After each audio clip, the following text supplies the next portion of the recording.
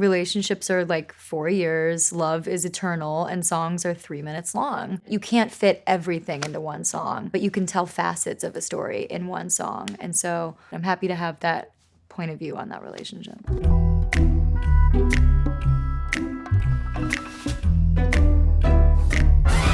I was in a good place, and suddenly I had a text from somebody who was like the last person I was expecting to get a text from. You know, it's that moment. It's like that moment in the book where it's like suddenly someone reappears, and I was like, no way. And I'm like immediately texting all my friends being like, dude, sending that little SOS emoji, and everybody's like calling, and I'm like, what do I do? What do I do? Like, no, like I'm at a crossroads right now. I can't go backwards in my healing. It felt like a finalizing moment where it's like, if I pass this test, I will have closed this door. But yeah, basically, that was it. I went into the studio the next day and I walked in and Evan was there. I was like, dude. And he was like, don't tell me. And I was like, it happened. And he was like, no. And he was like, you can't act on this. And I was like, I know, but we can write it in a song. And that's how I'm acting on it. But I was good. I stayed strong. Healing first, me first.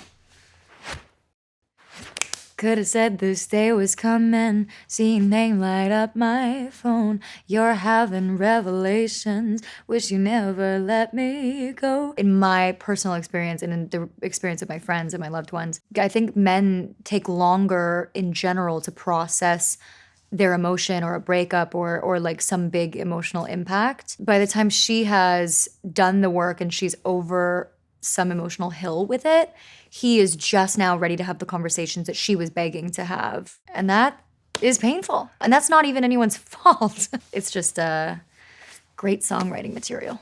And you say that you miss me, say that you miss me. Funny how you think you're such a mystery.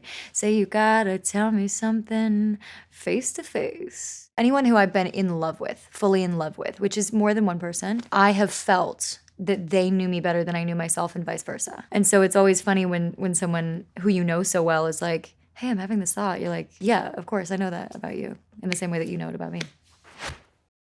I know I shouldn't do it, but I'm gonna do it, see exactly where I shouldn't go. I'm running to it, I've been trying out the high road, and I hate it. I got a lot of sins, but you're my favorite. I think a lot of the collective experience between me and all my friends, it doesn't matter, you know, how they identify, is that like when you're doing the healing work that it takes to get out of a huge heartbreak, you reach a point where you're like, dude, I am sick of healing. I am so done with healing. But then it's like, it's that moment where someone shows up at your door and they're like, contract, feather. And you're like, no, go away. Like, I'm going to go back into my little bed and like, somebody take my phone. I'm going to read poetry. It's that moment where you're like, oh my God, the amount that I want to give in right now and like give up my healing, especially when somebody has had such an effect on you. Baby, you're a bad idea. I could do a few more years. Dun, dun, dun, dun. Got a little left in here. Funny how you reappear in the nick of time. I guess it didn't die. I can't say we didn't try. Baby, you're a bad idea. Fuck it, let's do it again. The chorus was the thing that was like the juggernaut of the song. It's a literal translation of the conversations I've been having, or that I have had. That I have had in the past with my friends being like, that is such a fucking bad idea. And I'm like, I know. I'm self-aware enough to know, but am I evolved enough to not choose it? You'll pick somewhere that's private, where you and I can really speak. Go ahead and tell me something that you learned in therapy. I believe in therapy wholeheartedly and been in therapy forever. I want everyone to be in therapy. I think it's amazing. When you're hoping someone doesn't exit your life, you're like, I've changed. Like, it's gonna be different. And it's like, has that growth really happened, or is that just something that you know that needs to happen? There are conversations I've had with this person where it's like, okay, I don't think we've done this healing yet. I think we just know we have to. I think we're kind of putting the cart before the horse here. And it's almost convincing, but I've been known to go against my instincts, and I know you're performing, but it's working for me.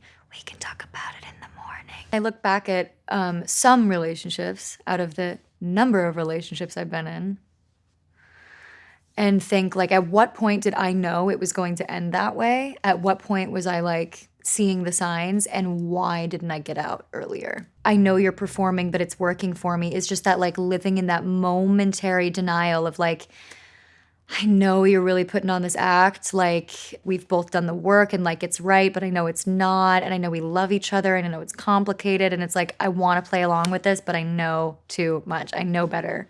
I know better. But then, of course, there's that cheeky, like, we can talk about it in the morning. It's like, shh, shut up, take your shirt off. It's like, yeah. It's sounding amazing. Just take your shirt off and we'll talk about it later. Bottom line, we made it out the first time. Still in love and half alive. We didn't die, but no guarantees this time. We might. Alright, fuck it. Let's do it again. A lot of the songs that I write that are like mini movies, they're characters. And when you're writing about something that you actually really care about from the lens of like a kind of a laissez-faire, like, all right, fuck it. When it's like something that was a huge part of your life and someone who you will love forever. I wanted to ground it a little bit. I wanted to make sure that it had just a little bit of like a light touch of like, no, this was really real. Like, we still in love and half alive. Like, that nearly got us. That was a bitch. Like, that was not something that either of us would want to do again. I just felt like it was important to color it with like just a streak of a little bit of honesty.